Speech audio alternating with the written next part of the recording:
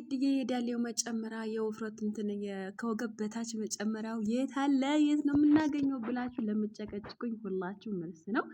ሰላም ጤና ይስጥልኝ። በመላው ዓለም ለምትገኙ የእሙ አይመን ቤተሰቦች እንዴት ናችሁ? ደህና ናችሁ ወይ? ኧረ ተው ግን ላይክ አድርጉ። ከጠቀማችሁ እናንተ ለምንድን ነው ላይክ እና ሼር ኮፒ ሊንክ የማታደርጉልኝ? ሀቂቃ ነው የምላችሁ። ሰው አንዳንድ ጊዜ እኮ ሰው ምቀኝነቱ ሸረኝነቱ በጣም የከፋ ነው። ሀቂቃ ነው የምላችሁ። ለምን ቆይ እያያችሁት ነው አይደለ? ገብታችሁ እያያችሁት እየተጠቀማችሁት ነው አይደለ? ስለዛ ለምን ላይክ አታደርጉም? ለምን ሰብስክራይብ አታደርጉም? ለምን ለሰዎች አታጋሩም? ለምን እኔ ብቻ ነፍስ ውደት ትላላችሁ? አሁን እናንተ ይሄ ቪዲዮ በጣም ተወዱታላችሁ በእርግጠኝነት። ነገር ግን ላይክ አታድርጉትም። ለምን? በምን ምክንያት? ምን አጎደልኩባችሁ? እሺ ቪዲዮች የፍቅርና ሰላም በያላችሁበት ይብዛላችሁ። ባላችሁበት ፈጣሪ ይጠብቃችሁ። እንግዲህ ዛሬ ደግሞ በእርግጠኝነት 100% እርግጠኛ የሆንኩበት ነገር ለጓደኛ የሰርችለት የተጠቀመችውና የጠቀማት ነገር ከወገብ በታች ውፍረት መጨመር የምትፈልጉ ብቻ ይሄ ይመለከታል። እና ደግሞ ከመጠቀም ለፈለጋችሁ ደግሞ ከ50 ኪሎ በታች ላላችሁ በተጠቀሙትም እጅግ በጣም አሪፍ ጠዋት የምትጠቀሙት ነገር ነው ይሄ ነገር ማለት ነው። ጠዋት ስትጠቀሙት እናንተ ማድረግ ያለባችሁ ነገርና ማድረግ የሌለባችሁ ነገር እነግራችኋለሁ። ስቴፕ ባይ ስቴፕ በተከታተሉኝ። እዚህ ጋር ደግሞ እዚህ ጋር ቴምር አለኝ፣ 10 ፍሬ ቴምር አለኝ። ከፈለጋችሁ 5 ማድረግ ትችላላችሁ። እዚህ ጋር ሀሊፍ ሙጀፈፍ አለኝ ወይም ደግሞ ሀሊፍ ባውደር ማለት ነው። እዚህ ጋር ደግሞ ማር አለኝ፣ ጠቢኡ ማር ነው ያለኝ። ጠቢኡ ማር አለኝ። ከዛ ደግሞ ለበን ወይም ደግሞ ሀሊብ አድርጋችሁ አሁን ምሳሌ እዚህ ጋር 10 ወይም ደግሞ 5 ፍሬ በቂያችሁ ነው ለእናንተ። ያው ሁሌም ጠዋት ስለምትጠቀሙት 5 ፍሬ ተምር በቂ ነው ማለት ወይም 5 ፍሬ በቀን 5 ፍሬ ቴምር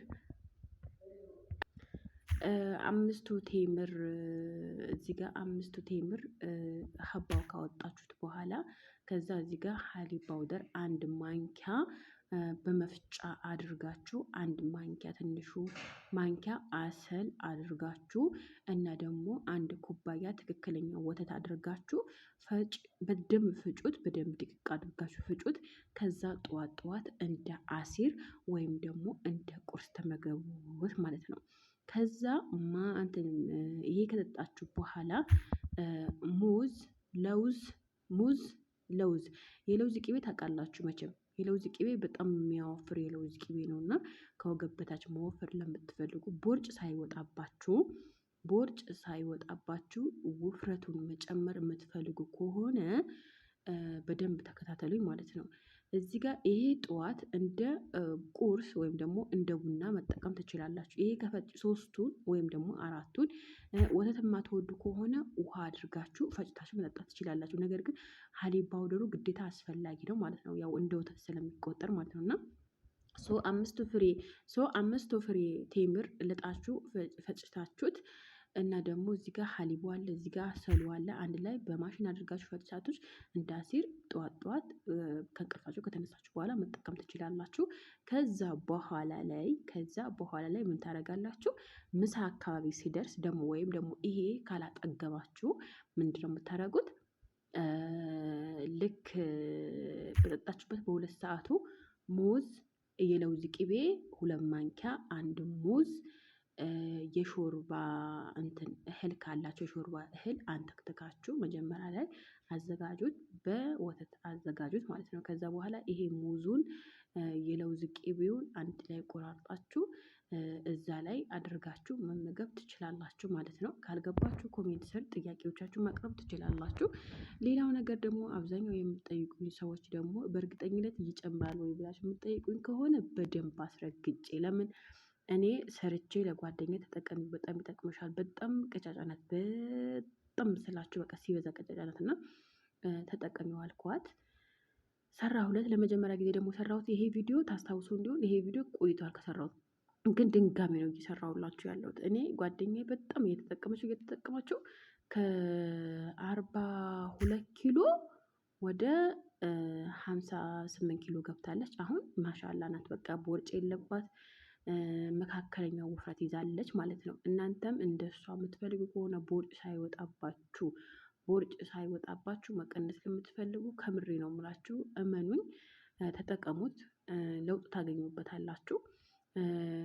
በዚህ ሁሌም የማስታውሳችሁ ነገር ስኳር ማብዛት የለባችሁም። የፈለገው ያክል ልትወፍሩም ከፈለጋችሁ ስኳር ማብዛት የለባችሁም። አይ እንደዛ አይመቸኝም መዳም ቤት ነው ያለው የምትሉ ከሆነ በእንደዚሁ በስተመጀመሪያ ላስረዳችሁ። እዚህ ጋር 5 ታደርጋላችሁ። ከዛ በኋላ የመሀሊፍ ሙጀፈፍ 1 ሲኒ አድርጋችሁ 1 ማንኪያ ማር አድርጋችሁ 1 ሙዝ አድርጋችሁ የለውዝ ቅቤ ደግሞ 1 ማንኪያ አድርጋችሁ ፈጭታችሁ እንደ አሲር መመገብ ትችላላችሁ፣ ወይም እንደ አሲር መጠጣት ትችላላችሁ። ይሄ ቀላል ስቴፕ ነው። ቶሎ ለመወፈር ከፈለጋችሁ ደግሞ 1 ሙዝ፣ የለውዝ ቅቤ እና ደግሞ ቴምር እና ደግሞ የሾርባው እህል አንተክተካችሁ ነው መጠቀም ያለባችሁ። ያ ለማድረግ ደግሞ መዳም ቤት ስላላችሁ ላይመቻችሁ ምናምን ስለሚሆን እናንተ የሚመቻችሁን ነው እኔ እያስረዳኋችሁ ያለሁት ማለት ነው። ስለዛ በቀላሉ መንገድ እያለ ከባዱ መንገድ ባትመርጡ የተሻለ ነው ማለት ነው። ውፍረት ደግሞ መጨመር ከፈለጋችሁ የውፍረታችሁ መጠን እናንተ ማወቅ አለባችሁ መጀመሪያ ላይ ማለት ነው። ያ የውፍረት መጠን ሳታውቁ ዝም ብላችሁ የምትመገቡ ከሆነ በኋላ ላይ ከወፈራችሁ ወይም ወደ ሌላ በሽታ ልትሄዱ ትችላላችሁ።